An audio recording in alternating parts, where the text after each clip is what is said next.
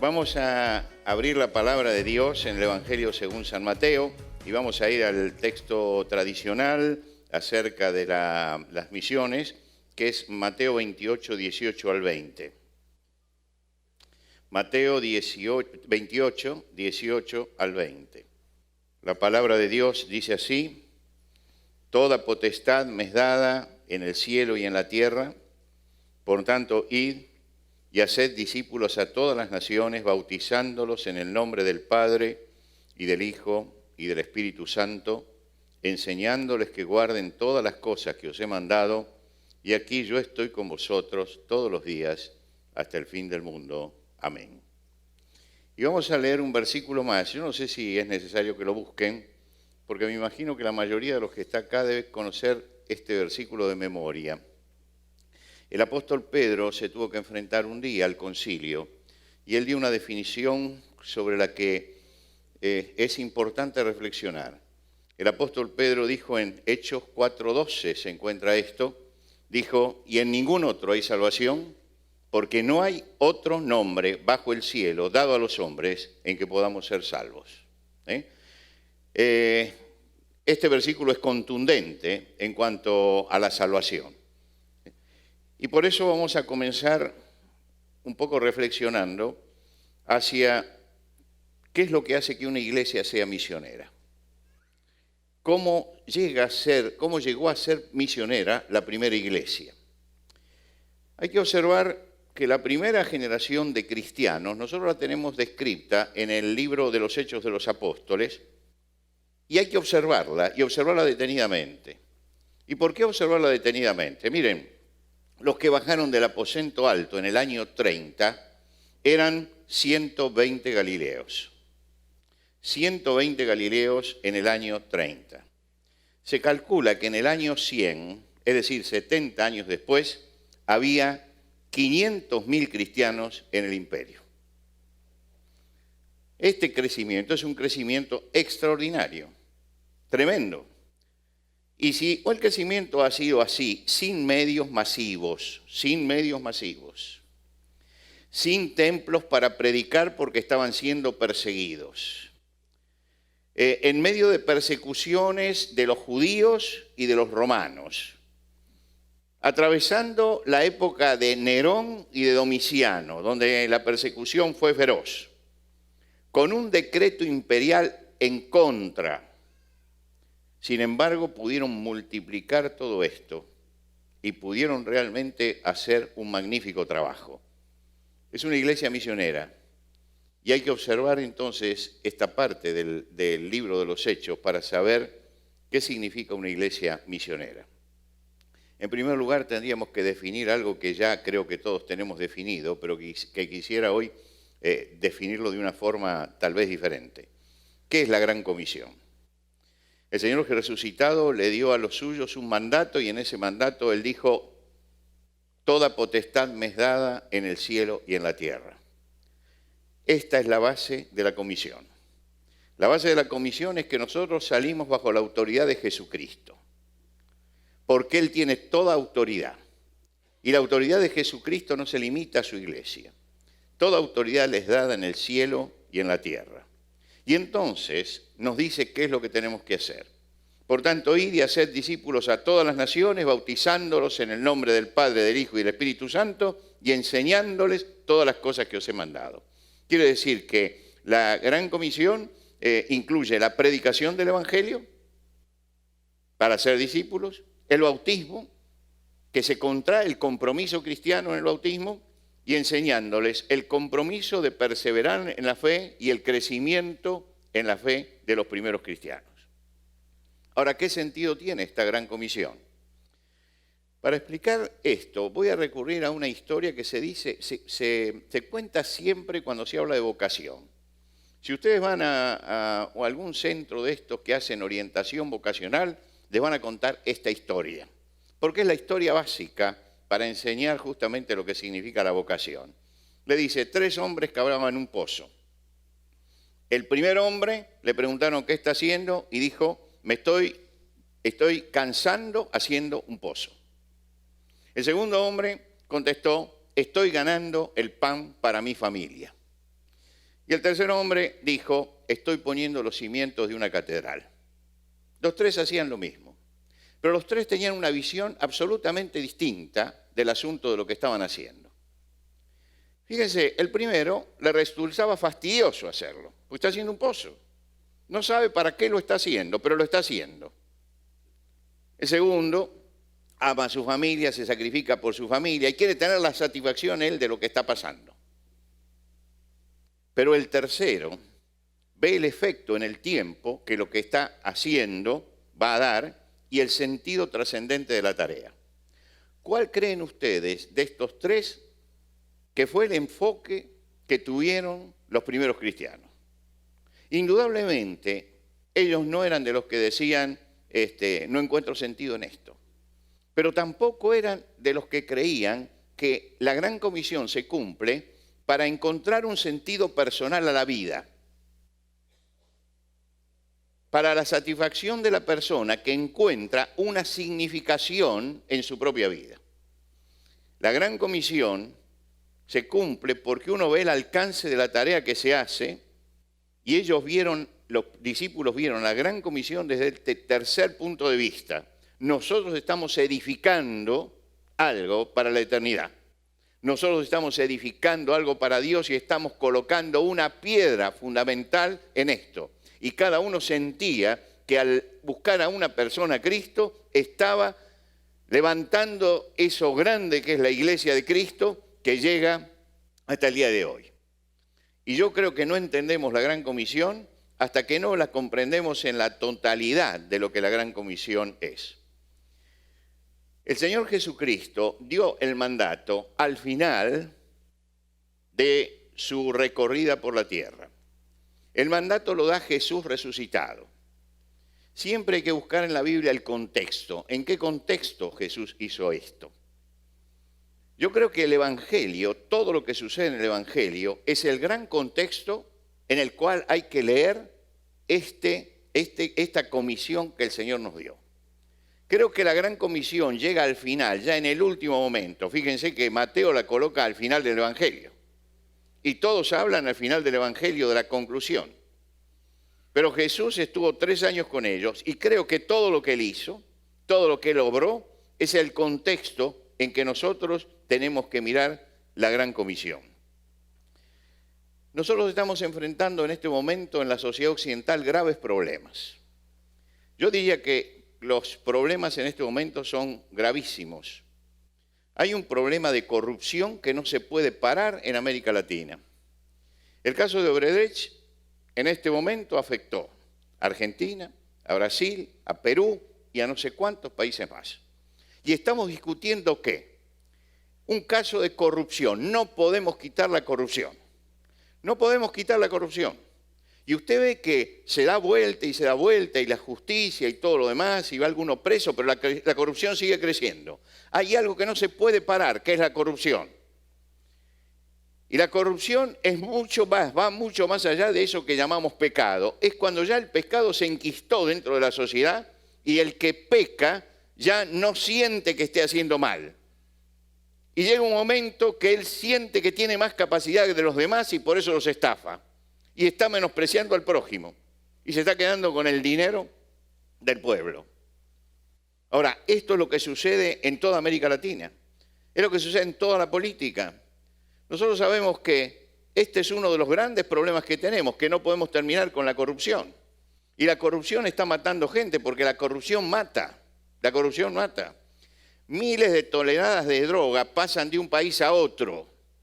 ¿Por qué pueden entrar la droga a un país y pasar como está pasando? Hay que decirlo de una sola vez. Porque hay corrupción en la fuerza de seguridad, porque hay corrupción en la política y porque hay corrupción en la justicia.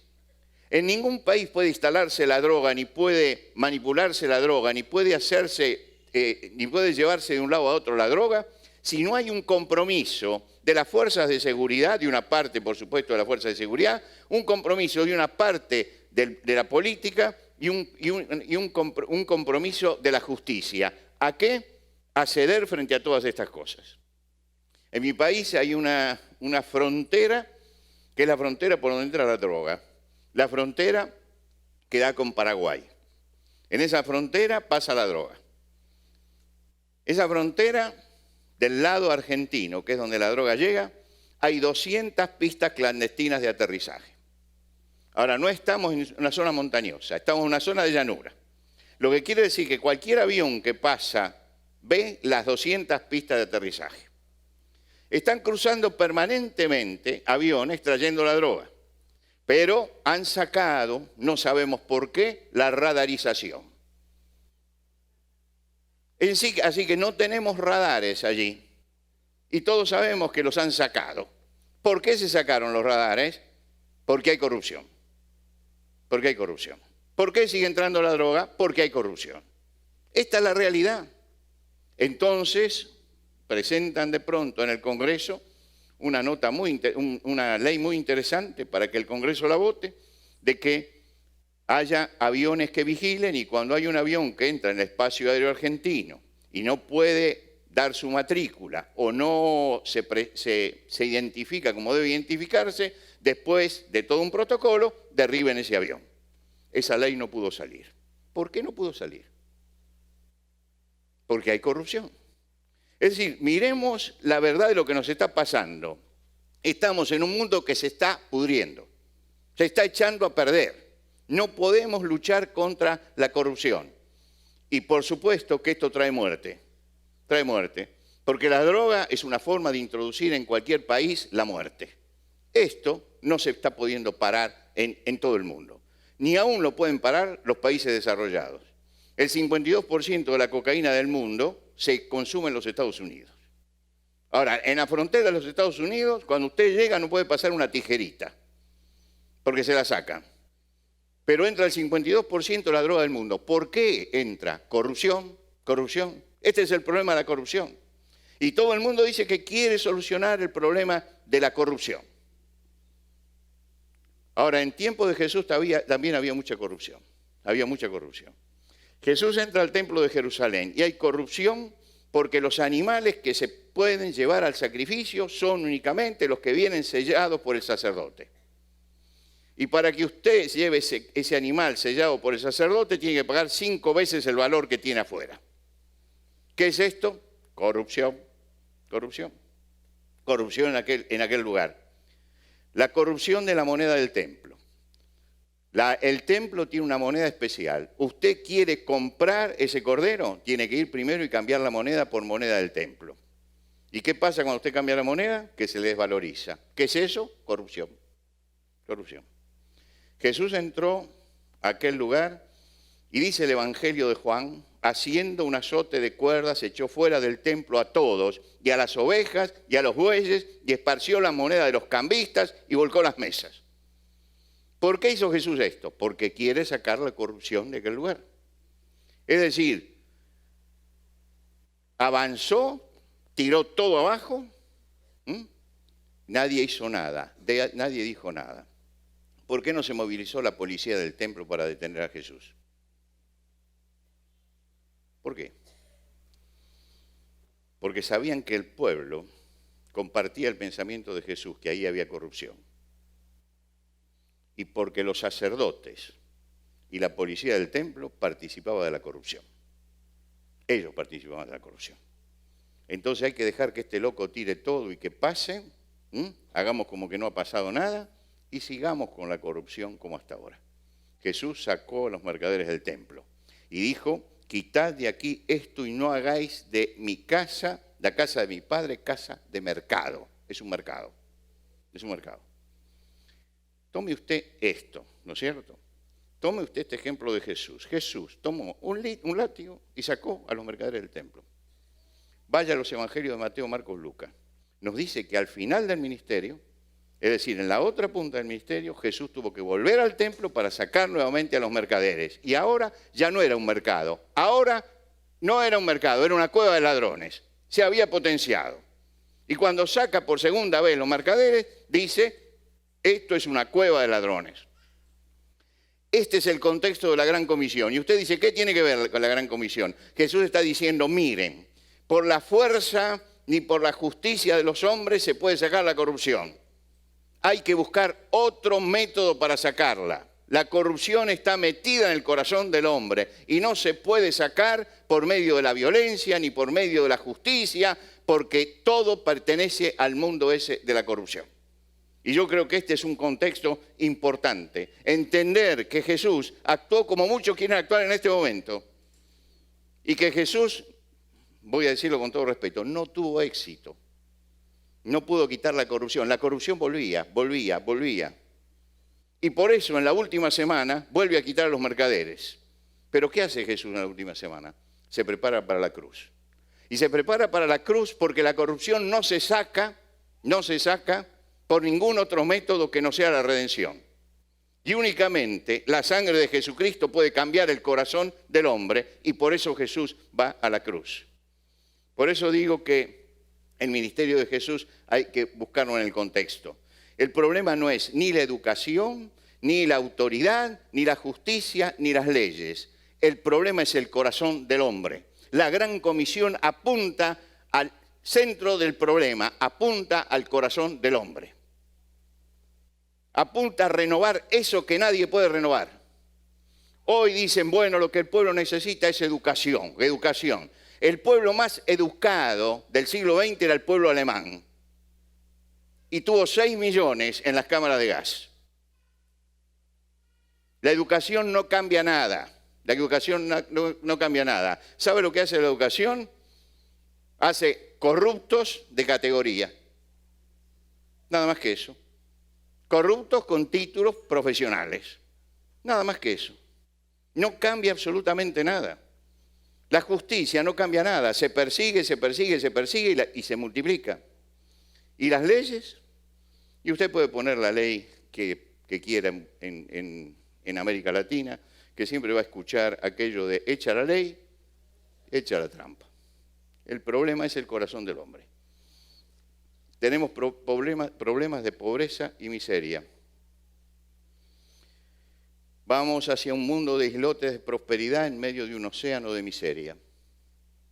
Lo decía François Mitterrand en el año 1982. En aquel momento, no, François Mitterrand está loco, no sabe lo que dice. Mire, hoy ¿qué tenemos? Un océano de pobreza. Un océano de pobreza. ¿Y qué pasa con esta pobreza?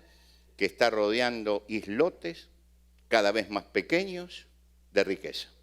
Esto es lo que nosotros tenemos hoy como realidad. Y el problema que se ve es un problema que se ve por todas partes. No voy a hablar del Perú, pero voy a hablar, sí, de mi país. Mi país tenía hace 12 años 5%, 6% a lo sumo de pobres. Hoy tiene 30% de pobres, en 12 años. 30% de pobres. Quiere decir que si hay 30% de pobres, el 5, 6% de pobres de antes ahora son indigentes. Es terrible pensar cómo ha crecido la pobreza. Entonces decimos, los países desarrollados no tienen pobreza. ¿Usted se acuerda de Katrina cuando golpeó las costas de Estados Unidos? ¿Usted vio la pobreza que había allí? Descubrió que aún en los países desarrollados sigue habiendo pobreza. Y hay pobreza. Y todos sabemos que hay pobreza. Por supuesto, cuando usted hace un tour en cualquiera de los países europeos, no va a haber la pobreza. No va a haber. Porque no lo van a llevar a los barrios pobres. Le van a mostrar toda la maravilla que tiene. Y usted puede ir a Argentina sin ver un pobre. Porque le van a hacer el tour para mostrarle todas las maravillas que tiene alrededor de la ciudad de Buenos Aires. Pero no va a haber un pobre. Pero la pobreza está. Y lo mismo pasa en los países desarrollados. La pobreza está. Se la quiere ocultar, pero está. Se quiere tapar todo esto, pero está. En mi país se alteraban las estadísticas. Y llegó un señor a decir, tenemos menos pobres que en Alemania. Cuando se destapó la olla, usted sabe lo que quiere decir esto, ¿no? Ahí descubrimos que teníamos 30% de pobres en nuestro país. 30% de pobres. ¿Qué dice Jesús de la pobreza? Jesús vivió la pobreza. Jesús vivió la pobreza. Conoció la pobreza en carne propia. Venía de un hogar muy pobre, muy pobre. Cuando llevaron el presente de los padres que tenían que llevarlo al templo por su nacimiento, llevaron 2 tórtolas al santuario. ¿Por qué no llevaron un cordero? Porque la tórtola era lo que llevaban los pobres, los que no les alcanzaba para comprar un cordero para hacer la purificación en el nacimiento de su hijo. No les alcanzaba para comprar un cordero. En este entorno vivió Jesús. Cuando Jesús comenzó su ministerio, él sabía lo que era la pobreza. Y leyó aquella parte del Antiguo Testamento que dice: el Espíritu del Señor es sobre mí y me ha ungido para dar buenas nuevas a los pobres. Buenas nuevas a los pobres. No lo eligió al azar esto, es la palabra de Dios. Nuevas a los pobres. Cuando le preguntaron los discípulos de Juan el Bautista qué es lo que pasa, él le dijo: id y decirle a Juan las cosas que veis y oís. A los pobres es anunciado el Evangelio. Jesús tenía en su mente a los pobres y hablaba de los pobres y trabajaba con los pobres. Para él la pobreza era terrible y él quería que la buena nueva llegara a los pobres. Pero Jesús tuvo que decir en una oportunidad: pero a los pobres siempre los van a tener con ustedes. Siempre los van a tener. Siempre, siempre, siempre los van a tener. ¿Por qué vamos a tener siempre pobres? Si todos los gobiernos dicen pobreza cero. ¿Por qué? Porque el corazón del hombre tiene egoísmo. Y ese egoísmo del corazón del hombre hace que los hombres acumulen y acumulen y acumulen mucho más de lo que necesitan, mucho más de lo que pueden gastar en toda su vida, pero se olviden del pobre que está allí en la puerta mendigando. Jesús conocía el tema y puso allí una parábola bien clara. Dijo: el rico hacía banquetes con esplendidez, se vestía de púrpura y de lino fino. La púrpura la fabricaban los fenicios. Iban a buscar lejos los moluscos, los llevaban hasta Fenicia y allí sacaban la tinta para la púrpura. Por eso la púrpura está en la ropa de los reyes, porque era carísima, carísima, carísima. Y por supuesto el lino fino venía desde Egipto. 1 kilo de lino fino valía 1 kilo de oro. Este era el precio. Este hombre mezclaba el lino fino y la púrpura y se lo ponía arriba. Tenía para tirar. Tenía dinero para tirar. Reunía a los amigos, hacía banquetes con esplendidez. En la puerta había un mendigo. Si recordamos la parábola, yo no voy a contar toda la parábola, conocía hasta el nombre el del mendigo. Es la única parábola donde Jesús pone un nombre, Lázaro. Lo pone. ¿Y por qué pone Jesús el nombre? Porque al final, cuando esté en el tormento, él va a decir: manda a alguien que vea a Lázaro. Sabía hasta el nombre del mendigo que tenía en la puerta. No lo ignoraba, pero el corazón del hombre es eso. Por lo tanto, tenemos que desilusionarnos con eso de que el hombre es bueno. El hombre no es bueno. El hombre tiene una raíz de maldad. Y la raíz de maldad es eso que nosotros llamamos pecado. Jesucristo subió a la cruz porque nada se soluciona. No se soluciona la pobreza repartiendo panes y peces, porque lo único que se hace es dar asistencialismo que finalmente crea vagancia. Recuerden ustedes que cuando Jesús multiplicó los panes y los peces, al otro día fueron a buscarlo. ¿Para qué? Para que los multiplicara de vuelta. ¿Por qué? Porque dijeron: con este Jesús no trabajamos más, tenemos pan todos los días. Y Jesús les habló del pan de vida, dieron media vuelta y se fueron. Esa es la realidad, se fueron. Y Jesús le tuvo que decir a los discípulos: ¿ustedes quieren irse también? Vayan. Es terrible lo que pasa con el corazón del hombre. Y yo creo que estas historias del Evangelio contextualizan lo que Jesús hace, porque nos está explicando que ningún método de los que se sigue es apto si no se cambia el corazón del hombre. Y por eso la Gran Comisión ataca el mal desde la raíz. Y cuando invita a predicar la conversión en Jesucristo, a ser discípulos de todas las naciones, Él manda al Espíritu Santo morando en el corazón y se implanta la nueva vida. Y ahí sí tenemos un nuevo hombre. Pero si no, no existe el nuevo hombre. No existe el nuevo hombre. Yo me acuerdo que allí en la década del 60, la gran lucha dentro de las universidades era forjar el nuevo hombre. Vamos a tener un nuevo hombre, un nuevo hombre. Y las izquierdas levantaban la voz hablando del nuevo hombre. ¿Qué nuevo hombre? Seguimos teniendo el mismo hombre de siempre y cada vez peor. Eso es lo que está pasando en la sociedad. El reto de la gran comisión lo aceptaron los primeros cristianos, pero lo aceptaron a conciencia. Acá no es cuestión de repartir panes y peces, ni tampoco de sacar a nadie a los latigazos, porque no se consigue nada. En todo caso, le vamos a dar pan al hambriento, porque la iglesia siempre se preocupó por los hambrientos, Pero no vamos a creer que esa es la solución. Eso es un paliativo para el problema de la gente. La solución está en apuntar al corazón de las personas. La solución está en llegar al centro del problema. ¿Y cómo se llega al centro del problema? Se llega al centro del problema cumpliendo con la gran comisión. Se llega al centro del problema cuando nos convencemos todos los que estamos aquí de que no hay otro camino más que Jesucristo. Y si usted no está convencido de que no hay otro camino más que Jesucristo, si no está convencido que no hay otro nombre debajo del cielo en que podamos ser salvos, usted nunca va a vivir la gran comisión con pasión y con verdadero compromiso. Tenemos que empezar a entender esto. No hay otra solución. El año pasado hubo en la Argentina elecciones de alcalde. 3 veces vinieron a verme para que yo fuera alcalde de la ciudad. 3 veces. La primera me dice, mire pastor, si lo llevamos a usted de alcalde, ganamos. Dice, entonces tiene asegurado usted el puesto porque esto, aquello y lo otro. Le dije, no. Usted sabe estar en la tribuna, pastor. Usted sabe hablarle a la gente. Necesitamos eso. ¿Y los vecinos estamos todos de acuerdo? Le dije, no. Vinieron la segunda vez. Pastor, ¿se va a perder usted esto? Usted puede llegar a ser el alcalde. ¿Sabe todo lo que puede hacer en el municipio?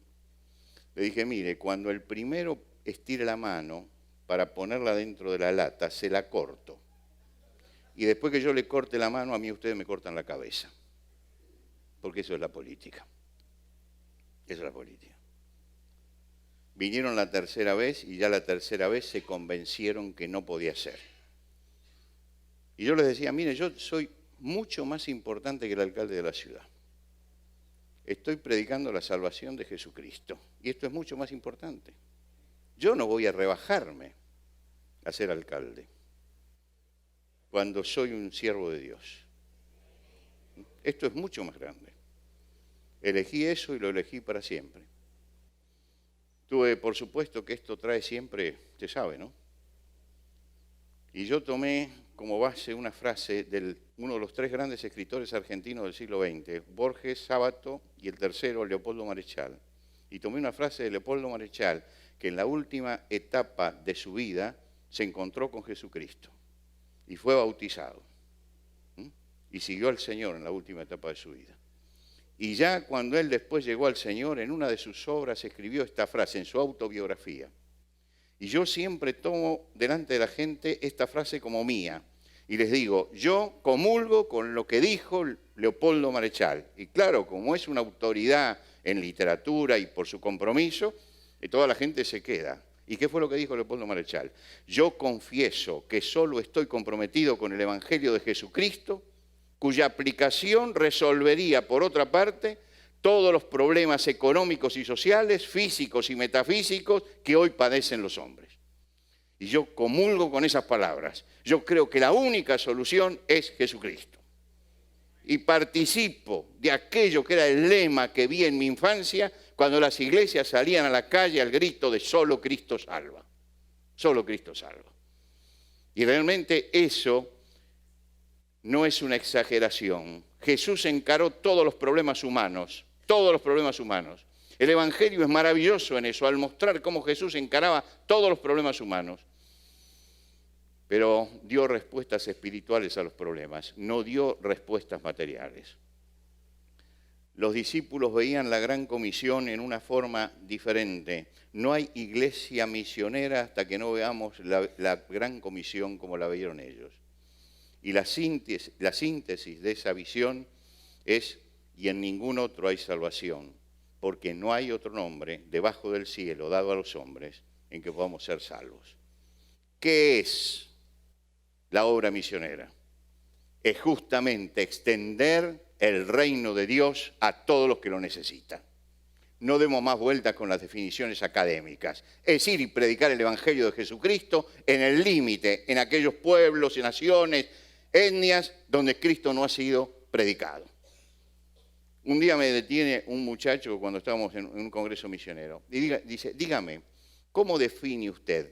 ¿Misiología o misionología? Le dije, déjese de pavadas. Es una tontera de seminario, lamentablemente. Lamentablemente. ¿Cómo vamos a empezar a discutir si es misiología o misionología? No me importa, yo predico el Evangelio. Y que discutan los que quieren discutir en el cenáculo, ¿no? Pobre muchacho, se fue sin la respuesta que buscaba. Pero él buscaba que yo entré en una controversia, entré en la controversia de los que se sienten eruditos. Yo no me siento erudito. Yo soy un hombre terrestre que predica a Cristo, con los pies puestos sobre la tierra. Los pies sobre la tierra. Me encantaba un libro que me dedicó Estuardo McIntosh, que decía, misiones a ras del suelo. Así. Misiones no allá arriba, en la discusión. Misiones acá, en la tierra. Estamos cansados de gente que enseña misiones en los cenáculos y nunca se peló la frente llevando el Evangelio a su pueblo. Basta de esto. Se necesita que la iglesia sea práctica. No necesitamos académicos de escritorio. Necesitamos gente que sepa, pero que esté en el campo de trabajo. Cuando en el concilio aquel, Pedro dijo ante los que habían crucificado a Jesús, y en ningún otro hay salvación porque no hay otro nombre debajo del cielo, estaba diciendo, no hay otro camino, no hay otra respuesta, no hay otra solución. Hay cristianos que pierden el tiempo buscando otro tipo de soluciones. No pierda el tiempo, no pierda el tiempo. No pierda el tiempo buscando otra solución. El único camino es la predicación del Evangelio para que el corazón del hombre sea cambiado. La iglesia hace trabajo social, por supuesto, pero sabe que ahí no va a cambiar el corazón del hombre. Y se hace porque somos compasivos con el necesitado. Mañana o pasado mañana vamos a hablar de eso. La iglesia tiene presencia dentro de la comunidad, pero sabe que la presencia en cualquier cargo de un cristiano no cambia la cosa. Lo que se necesita es una iglesia militante, porque si no se cambia el corazón del hombre, siempre va a haber hambriados, desamparados, pobres, falsos religiosos, corrupción económica, decadencia moral. Por eso Pedro levantó la voz ese día y dijo la gran verdad de la Gran Comisión. La Gran Comisión se sintetiza en esto: en ningún otro hay salvación, porque no hay otro nombre debajo del cielo, dado a los hombres, en que podamos ser salvos. Y la iglesia comienza a ser misionera cuando cree esto, cuando lo cree y cuando lo vive. Ahora, si yo digo, ¿usted cree esto? Amén. Con el amén no solucionamos nada. Si yo creo esto, de que no hay otro nombre debajo del cielo en que podamos ser salvos, yo tengo que moverme y tengo que ser parte de la obra misionera. Tengo que ser parte.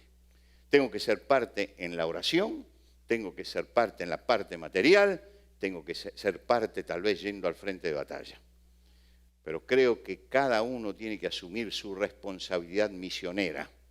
Es la ineludible responsabilidad de cada cristiano entender que tenemos una misión y que tenemos que cumplirla. Y que la tenemos que cumplir acá y tenemos que extender la mano donde sea. Porque el mundo se está cayendo a pedazos. Occidente, esto grande que llamamos cultura occidental, entró en su crisis final. Estas leyes que se están haciendo de matrimonio homosexual o lo que sea, y estas otras leyes de la ideología de género, marcan el final de toda una cultura. 2000 años de cultura se están viniendo abajo, porque se están destruyendo los valores sobre los cuales se edificó el mundo occidental. Se están sacando esos valores. Se los está derritiendo para destrozar al mundo occidental. Es increíble que el mundo occidental hoy está a merced de los violentos del Islam, porque no sabe ni siquiera cómo reaccionar. Y esto sucede porque el mundo occidental se ha olvidado que las bases sobre las que se fundó esta cultura y que le dio el dinamismo que nosotros tenemos hoy, fueran las bases del cristianismo. Porque en las bases de la cultura occidental están los principios y valores del cristianismo. Ahora los estamos abandonando. Cuando una cultura abandona sus valores de origen, se cae. Estamos en una sociedad que se va a caer, una cultura que se va a caer. Y se está cayendo delante de nuestros ojos. Y porque esta cultura se está cayendo, necesitamos hoy más que nunca que los jóvenes, los grandes, los chicos, todos los cristianos que sientan que Cristo es su Salvador, levanten realmente la voz y le digan a esta sociedad que en ningún otro hay salvación, porque no hay otro nombre debajo del cielo dado a los hombres en que podamos ser salvos. Que Dios los bendiga.